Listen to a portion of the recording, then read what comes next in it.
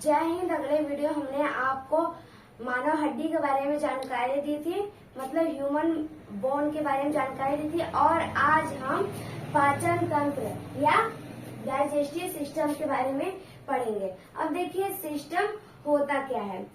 कई तंत्र मिलकर जिस कार्य को करते हैं उन्हें हम सिस्टम मतलब तंत्र कहते हैं। जैसे कि कंप्यूटर में जैसे कि मॉनिटर, कीबोर्ड आदि जो अन्य चीजें होती हैं वो मिलकर उस कार्य को कंप्लीट करते हैं, तो उस क्रिया को हम सिस्टम कहते हैं। क्या कहते हैं? सिस्टम कहते हैं।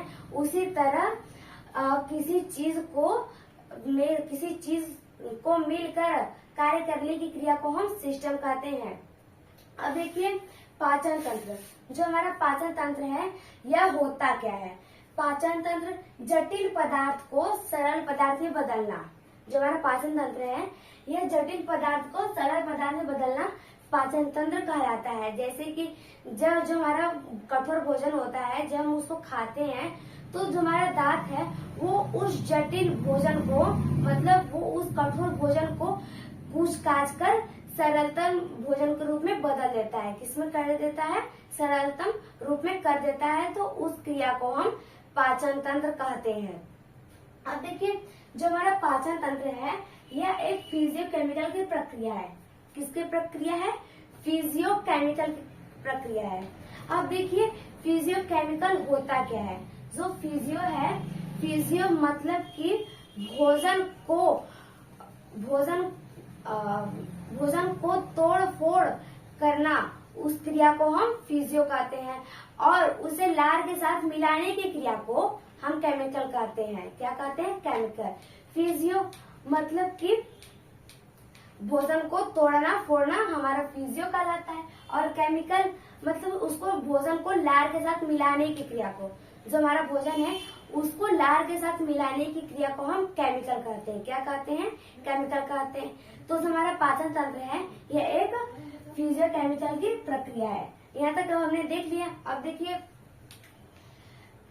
जो हमारा जल, खनिज और विटामिन, लवण है, इनका पाचन नहीं होता। किनका पाचन नहीं होता है? जल, विटामिन और खनिज, लवण, इनका पाचन नहीं होता। क्यों? क्योंकि यह बहुत छोटे छोटे होते हैं। ये हमारे कोशिका से भी बहुत छोटे छोटे होते हैं, जिनके कारण इनका पाचन नहीं होता और इन्हें तुरंत सोख लिया जाता है। क्या किया जाता है? इन्हें ऑब्जर्व मतलब सोख लिया जाता है। ये कभी कभी पेपर में यह भी पूछ देता है कि ऐसा क्या है जिसका हमारे शरीर में पाचन नहीं होता है। तो आपको याद रखना है, जल, विटामिन और खनिज, लवण, इनका पाचन नहीं होता है। इन्हें डायरेक्ट ऑब्जर्व मतलब सोख लिया जाता है।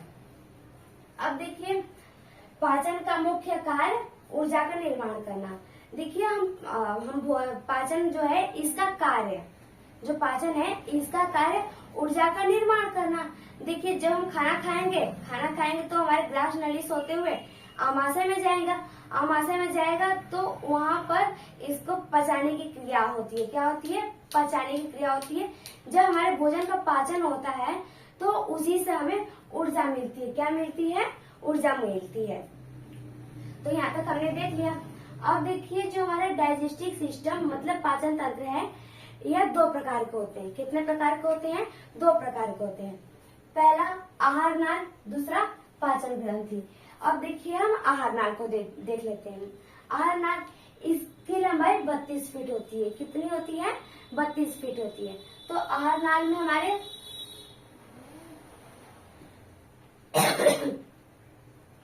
आहार नाली में हमारे मुख गुहा के बाद ग्रास नली के बाद आमाशय, आमाशय के बाद छोटी आंत के बाद बड़ी आंत के बाद गुदा।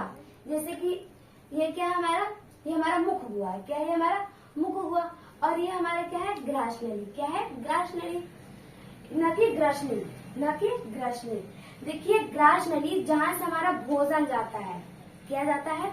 जहाँ से हमारा भोजन जाता है उसे हम ग्रास नली कहते हैं। और जहाँ से हमारी हवा मतलब वायु जाती है उसे हम ग्रसनी कहते हैं। क्या कहते हैं? ग्रसनी कहते हैं। तो आपको याद रखना है। अब देखिए, हमारा ग्रास नली हो गया। ग्रास नली के बाद हमारा भोजन कहाँ आ जाएगा? आमाशय। आमाशय में आ जाएगा। आमाशय के बाद ये सब देखिए जो इसके बगल में है ये सब ग्रंथियां हैं। क्या है? ये सब ग्रंथियां हैं। तो ये हमारा आमाशय, आमाशय के बाद जो हमारा भोजन है यह छोटे आंत से होते हुए हमारी बड़ी आंत में जाएगा। किसमें जाएगा? बड़ी आंत में जाएगा। और यह हमारे बड़ी आंत के बाद गुदा में आएगा। किसमें आएगा? गुदा में आएगा, जिसको हम बाहर कर देते हैं। अब देखिए जो हमारे आहार नाल है ये हमारे मुख गुहा से लेकर, कहाँ से? मुख गुहा से लेकर गुदा तक की लंबाई 32 फीट होती है, मतलब 9 मीटर लगभग होती है इसकी लंबाई। अब देखिए हमने इसके बारे में देख लिया। अब देखिए हमारा दूसरा पाचन ग्रंथि। पाचन ग्रंथि पहला में हमारा क्या आता है? लार ग्रंथि। लार ग्रंथि को हम लाला रस भी कहते हैं। और जो लार ग्रंथि है ये हमारे मुख में पाई जाती है। किसमें पाई जाती है? मुख में पाई जाती है। और दूसरा क्या है? जठर ग्रंथि। जठर ग्रंथि ये हमारे आमाशय में पाई जाती है। किसमें पाई जाती है? आमाशय में पाई जाती है। और हमारा क्या है? लीवर पित्ताशय। क्या है? लीवर पित्ताशय। देखिए ये हमारा क्या है? लीवर और एक हमारा पित्ताशय। क्या है? ये भी एक ग्रंथि होती है। यह हमारे भोजन को पचाने में भी हमारा सहयोग करती है। और देखिए हमारा क्या है? अग्न्याशय। क्या है? अग्न्याशय नहीं, अग्न्याशय। क्या? अग्न्याशय। यहाँ देखिए हमारे क्या है? हमारा अग्न्याशय। जो हमारा अग्न्याशय है यह भी हमारे पाचन में सहयोग करता है। क्या करता है? पाचन में सहयोग करता है। और हमारे क्या है? आंत्र ग्रंथि। आंत्र ग्रंथि मतलब अंदर की ग्रंथि। जो हमारा आंत्र ग्रंथि है, छोटी आंत और बड़ी आंत को हम आंत्र ग्रंथि कहते हैं। क्या कहते हैं? आंत्र ग्रंथि कहते हैं। अब यहाँ तक हमने देख लिया। अब देखिए हमारा पहला मुख गुहा। मुख गुहा को हम माउथ कैविटी, ओरल कैविटी या बकल कैविटी भी कहते हैं। क्या कहते हैं? माउथ कैविटी, ओरल कैविटी और बकल कैविटी भी कहते हैं। अब देखिए जो हमारा मुख है इसमें 3 जोड़ी लार ग्रंथि पाई जाती है। कितनी जोड़ी लार ग्रंथि पाई जाती है? 3 जोड़ी लार ग्रंथि। पहला पैरोटिक लार ग्रंथि, यह सबसे बड़ी लार ग्रंथि होती है। क्या होती है? यह सबसे बड़ी लार ग्रंथि होती है। और हमारा दूसरा क्या है? सब लीगुअल। और तीसरा क्या है? सब मेडिबुलर। तो हमें इनके बारे में नहीं पढ़ना है, हम बस इनके बारे में जानकारी लेते हैं। देखिए जो हमारी पैरोटिक लार ग्रंथि है ये सबसे बड़ी लार ग्रंथि होती है और यह सांपों में भी पाई जाती है। किसमें पाई जाती है? सांपों में भी पाई जाती है। अब यहाँ तक हमने देख लिया। अब देखिए जो मनुष्य है, प्रत्येक मनुष्य के मुंह में प्रतिदिन 1.5 लीटर लार बनता है। कितना बनता है? प्रत्येक मनुष्य के मुख में प्रतिदिन 1.5 लीटर लार बनता है। कितना बनता है? 1.5 लीटर लार बनता है। देखिए जो बच्चे हैं इनमें बहुत ज्यादा लार बनता है। क्या बनता है? बहुत ज्यादा लार बनता है। क्यों? क्योंकि बच्चे जो होते हैं वो किसी भी चीज को देख लेते हैं तो वो अपने डायरेक्ट से मुंह में डाल लेते हैं। वो तो हमारे जैसे इतना समझदार होते भी नहीं है, तो वो किसी चीज को अपने मुंह में डाल लेते हैं। तो भगवान ने क्या काम किया? उन्होंने बच्चों में लार ग्रंथि की मात्रा ज्यादा बढ़ा दी। क्या कर दी? लार ग्रंथि की मात्रा ज्यादा बढ़ा दी। इसलिए बच्चों के मुंह से हमेशा लार टपकता रहता है। यहाँ तक हमने देख लिया। अब देखिए मनुष्य के मुख में 4 प्रकार के एंजाइम पाए जाते हैं। कितने प्रकार के एंजाइम पाए जाते हैं? 4 प्रकार के एंजाइम पाए जाते हैं। पहला लाइसोजाइम एंजाइम। पहला क्या हमारा? Lysozyme enzyme. यह जीवाणुनाशी होता है। क्या होता है? यह जीवाणुनाशी होता है। क्यों? जैसे कि देखिए जब हम कहीं पे जाते हैं और हम मंदिर जाते हैं, मंदिर जाते हैं तो क्या करते हैं कि हम लोग बिना हाथ धोए प्रसाद को ले लेते हैं। लेने के बाद हम उसे डायरेक्ट मुंह में डाल लेते हैं। तो जो हमारे हाथ में कीटाणु होते हैं वो अभी प्रसाद के साथ साथ हमारे मुंह में आ जाते हैं। क्या हो जाते हैं? हमारे मुंह में आ जाते हैं। तो हमारे मुंह में लाइसोजाइम एंजाइम पाया जाता है जो उन कीटाणुओं को मार देता है। क्या कर देता है? मार देता है। तो इसलिए उसे हम जीवाणुनाशी कहते हैं। क्या कहते हैं? जीवाणुनाशी कहते हैं। अब देखिए हमारा दूसरा टाइलिन और तीसरा डाइजेस्टर। टाइलिन और डाइजेस्टर, इनका नाम तो अलग अलग है लेकिन इनका कार्य एक ही होता है। इनका कार्य स्टार मतलब मंड या चोकर का पाचन करते हैं। ये स्टार मतलब मंड का पाचन करते हैं। जैसे कि आप सोच में पड़ जाए कि अरे ये तो मंड होता क्या है, आप लोगों को तो पता नहीं, तो हम बता देते हैं। जैसे कि जब आप आटा चालते हैं चलनी से तो उसके ऊपर जो दरदरा जैसे रहता है उसी को मंड या चोकर कहते हैं। क्या कहते हैं? मंड या चोकर कहते हैं। देखिए आप आटा को चाहे जितना भी चाल क्यों ना ले, लेकिन उसमें चोकर 100% रहता ही रहता है। यदि उसमें से चोकर निकाल दिया जाए तो जो हमारा आटा है वो एकदम मैदा जैसा हो जाएगा। कैसा हो जाएगा? मैदा जैसा हो जाएगा। तो आप मैदा का 2-3 रोटी खाकर आप पचा नहीं सकते, लेकिन आप आटा का 4-5 रोटी खाकर आराम से पचा सकते हैं। यहाँ तक तो हमने देख लिया, इसलिए आटे में मंड मतलब चोकर रहना जरूरी होता है। अब देखिए हमारा चौथा क्या है? म्यूकस। म्यूकस यह भोजन को चिपचिपा बना देता है। क्या बना देता है? चिपचिपा बना देता है। क्यों? जो हमारा भोजन है जब वो चिपचिपा बन जाता है तो जिससे हमें उससे निगलने में आसानी होती है। क्या होती है? आसानी होती है। अब देखिए हमारा दूसरा क्या है? आइसोफेगस। अब देखिए हमारा पहला क्या है? ग्रास नली। ग्रास नली, इसकी लंबाई 25 सेमी होती है और इसमें पाचन नहीं होता है। जो हमारी ग्रास नली है, ग्रास नली से हमारा भोजन बहुत ही धीरे धीरे गिरता है। क्या होता है? बहुत ही धीरे धीरे गिरता है। तो इस क्रिया को हम क्रमानुकुचन कहते हैं। क्या कहते हैं? क्रमानुकुचन या परिस्टेनिस क्रिया कहते हैं। अब देखिए बोलस। बोलस भोजन को कुछ कांच के छोटे टुकड़ों में बदलता है और लार से मिला लेता है। जो हमारा भोजन होता है जब हम उसको मुंह में डालते हैं तो जो हमारा दांत है वो उस भोजन को कुछ कांच के एकदम सरलतम रूप में बदल देता है। किससे बदल देता है? सरलतम रूप में बदल देता है। और हमारे मुख में लार होता है, जो लार के साथ मिल जाती है और मिल जाता है, तो उस क्रिया को हम बोलस कहते हैं। क्या कहते हैं? बोलस कहते हैं। जैसे कि मान लीजिए हम भोजन खा रहे हैं, खाना खा रहे हैं, जब हम खाने में मुंह में डालेंगे तो जो हमारा दांत है वो उस भोजन को कुछ काट कर सरलता रूप में बदल देता है। किस में बदल देता है? सरलता रूप में बदल देता है।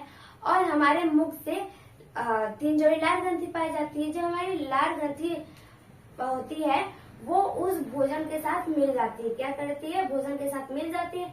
मिलने के बाद वो उस भोजन को चिपचिपा बना देती है। क्या बना देती है? चिपचिपा बना देती है। तो उस क्रिया को हम बोलस कहते हैं। क्या कहते हैं? बोलस कहते हैं। देखिए आमाशय, इसको हम स्टोमक कहते हैं। क्या कहते हैं? आमाशय को हम इंग्लिश में स्टोमक कहते हैं। जो हमारा आमाशय है, आमाशय में भोजन 4 घंटे तक रहता है। कितने घंटे तक रहता है? 4 घंटे तक। जैसे देखिए क्या हमारा ग्रास नली। ग्रास नली बाद ये हमारा क्या है? आमाशय। आमाशय जो है हमारा, इसमें हमारा भोजन 4 घंटे तक रहता है। अब देखिए जो हमारा आमाशय है इसके 3 भाग होते हैं। आमाशय है हमारे जो, इसके 3 भाग होते हैं। जैसे देखिए हमारा आमाशय है और इसको हमने 3 भाग में विभाजित किया है। देखिए पहला हमारा क्या है? कार्डियक, दूसरा फंडिक, तीसरा पाइलोरिक। पहला हमारा क्या है? कार्डियक। देखिए हमारा क्या है? कार्डियक। और ये दूसरा क्या है? फंडिक। इसको हम रूजी भी कहते हैं। क्या कहते हैं? रूजी भी कहते हैं। और तीसरा क्या है? पाइलोरिक। क्या है? पाइलोरिक। देखिए जो हमारा कार्डियक है इसमें भोजन को तोड़ा जाता है। किसको तोड़ा जाता है? कार्डियक में भोजन को तोड़ा जाता है। फिर वही क्रिया होती है जो हमारे मुख गुहा में होती है। किसमें होती है? मुख गुहा में दांत जो हमारा वो जटिल भोजन को सरल भोजन में बदलता है और फिर वही कार्य हमारे आमाशय में कार्डियक में होती है। फिर उसी तरह तोड़फोड़ चलता है हमारे आमाशय मतलब कार्डियक में। फिर वही कार्य चलता है जो हमारे मुख गुहा में चलता है। अब दूसरा देखिए हमारा फंडिक। फंडिक को हम रूजी कहते हैं। क्या कहते हैं? रूजी कहते हैं। जो हमारा फंडिक है इसमें कांटानुमा संरचना पाई जाती है। क्या पाई जाती है? कांटानुमा संरचना पाई जाती है जो हमारे भोजन को रोके रखता है। क्या करता है? हमारे भोजन को रोके रखता है और यह भूखे रहने पर हमें चुभता है। जो रूजी है हमारा, ये हमें भूखे रहने पर चुभता है। और देखिए हमारा तीसरा पाइलोरिक। पाइलोरिक को हम गैस्ट्रिक जूस या जठर रस कहते हैं। क्या कहते हैं? गैस्ट्रिक जूस या जठर रस कहते हैं। इसमें कुछ ग्रंथियां पाई जाती हैं। जो हमारी पाइलोरिक है इसमें कुछ ग्रंथियां पाई जाती हैं। जैसे कि देखिए हमारे क्या है? ये हमारी ग्रंथि है। क्या है? ग्रंथि है। अब देखिए जठर ग्रंथि 2 एंजाइम से मिलकर बना होता है। जो हमारी जठर ग्रंथि है यह 2 एंजाइम से मिलकर बना होता है। अब देखिए कौन कौन से? पहला रेनिन और दूसरा पेप्सिन। अब हम देखते हैं रेनिन के बारे में। जो हमारा रेनिन है यह दूध को दही में बदलता है। किसमें बदलता है? दूध को दही में बदलता है। और दूध में कैल्शियम प्रोटीन पाया जाता है। जो हमारा रेनिन है ये दूध को दही में तो बदलता है, लेकिन हमारे दूध में भी कैल्शियम प्रोटीन पाया जाता है। क्या पाया जाता है? कैल्शियम प्रोटीन पाया जाता है। कभी कभी पेपर में यह भी पूछ देता है कि दूध में क्या पाया जाता है। कभी कभी पेपर में यह भी पूछ देता है कि हमारे दूध में क्या पाया जाता है। तो आपको याद रखना है कि दूध में कैल्शियम प्रोटीन पाया जाता है। क्या पाया जाता है? कैल्शियम प्रोटीन पाया जाता है। और बुजुर्गों में यही रेनिन बनना बंद हो जाता है। क्या हो जाता है? यही रेनिन बनना बंद हो जाता है। इसलिए बुजुर्गों को दूध न देकर हमें दही देना चाहिए, ताकि उन्हें आराम से पाचन हो सके। क्या हो सके? आराम से पाचन हो सके। अब देखिए हमारा दूसरा पेप्सिन। पेप्सिन इसका कार्य प्रोटीन को तोड़कर पेप्टोन में बदलना होता है। जो हमारा पेप्सिन है इसका कार्य प्रोटीन को तोड़कर पेप्टोन में बदल देना होता है। अब यहाँ तक हमने देख लिया। अब देखिए हमारा हाइड्रोक्लोरिक अम्ल। देखिए जो हमारा हाइड्रोक्लोरिक अम्ल है यह इतना ज्वलनशील होता है। ये जो हमारा हाइड्रोक्लोरिक अम्ल है ये इतना ज्वलनशील होता है, फिर भी हमारे आमाशय को नुकसान कभी पहुंचाता है। ये आप लोग सोचेंगे ही। तो हम बता देते हैं कि देखिए ये जो हमारा आमाशय है, आमाशय ये कोसा झिल्ली की बनी होती है। किसकी बनी होती है?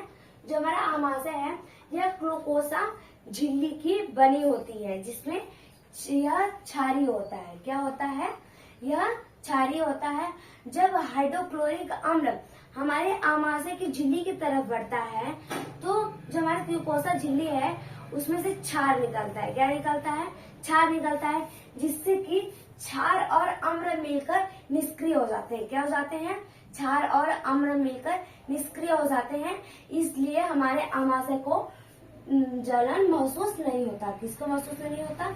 हमारे आमाशय को जलन महसूस नहीं होता। जैसे कि आप किसी शादी या पार्टी में जाते हैं तो आप खूब हुमूच के खा लेते हैं। क्या हम भोजन को हुमूच के खा लेते हैं तो हमारे भोजन को पचाने के लिए हाइड्रोक्लोरिक का भी निर्माण होने लगता है। किसका निर्माण होने लगता है? हाइड्रोक्लोरिक का भी निर्माण होने लगता है। तो जिससे हमारे आमाशय में गैसें बनती हैं। क्या बनती हैं? गैसें बनती हैं। और उसके कारण हमें कच्ची ढकार आती है। क्या आती है? कच्ची ढकार आती है। तो कुछ ऐसे लोग होते हैं जिनको जो बहुत लोग बुखार देते हैं। क्या बुखार देते हैं? मतलब उल्टी कर देते हैं। तो उनके नाक गले में जलन महसूस होने लगती है। क्या महसूस होने लगती है? जलन महसूस होने लगती है। क्यों? क्योंकि उनमें हाइड्रोक्लोरिक की मात्रा ज्यादा बढ़ जाती है, इसलिए उन्हें जलन महसूस होने लगती है। तो जब हमें अपच हो जाता है तो हम डॉक्टर के पास जाते हैं। किसके पास जाते हैं? डॉक्टर के पास जाते हैं। तो डॉक्टर हमें मिल्क ऑफ मैग्नीशिया देता है। क्या देता है? मिल्क ऑफ मैग्नीशिया देता है, जिसे हम इनो कहते हैं। जब हम उसको पी लेते हैं तो हमें आराम महसूस होता है। क्या महसूस होता है? आराम महसूस होता है। अब देखिए हमारा काइम। काइम लार में मिलकर भोजन आमाशय में जाता है तो बोलस कहते हैं। क्या कहते हैं? जैसे कि देखिए जब हमारे मुख में भोजन आता है तो दांत उसे कुछ काट देता है, लेकिन जो लार होता है, लार में हमारा भोजन मिल जाता है तो उसे हम बोलस कहते हैं। क्या कहते हैं? बोलस कहते हैं। जब बोलस ग्रास नली से होते हुए आमाशय में आता है तब तक वह बोलस रहता है। क्या होता है? बोलस रहता है। और बोलस को आमाशय में बहुत छोटे छोटे टुकड़े में बदलकर पेस्ट जैसा बना देता है। देखिए जब बोलस हमारे आमाशय में आता है तो हमारे आमाशय में उसे छोटे छोटे टुकड़ों में करके पेस्ट की तरह बना दिया जाता है। किसकी तरह? पेस्ट की तरह। पेस्ट मतलब कि न ज्यादा पतला और न ही ज्यादा मोटा, नॉर्मल। जैसे कि हमारा कोलगेट है उसी की तरह पेस्ट की तरह बना दिया जाता है। यह भोजन आमाशय से जब छोटी आंत में जाता है तो इसे कायम करते हैं। देखिए जब तक हमारे आमाशय में जब भोजन रहेगा तब तक उसे हम बोलस कहेंगे, और जब हमारे आमाशय से छोटी आंत में जाएगा, किसमें जाएगा? आमाशय से छोटी आंत में जाएगा तो उसे हम कायम कहेंगे। क्या कहेंगे? कायम कहेंगे। अब देखिए हमने आपको डाइजेस्टिव सिस्टम पार्ट 1 के बारे में बता दिया, और इसके अगले वीडियो में हम आपको डाइजेस्टिव सिस्टम के पार्ट पार्ट 2 के बारे में जानकारी देंगे।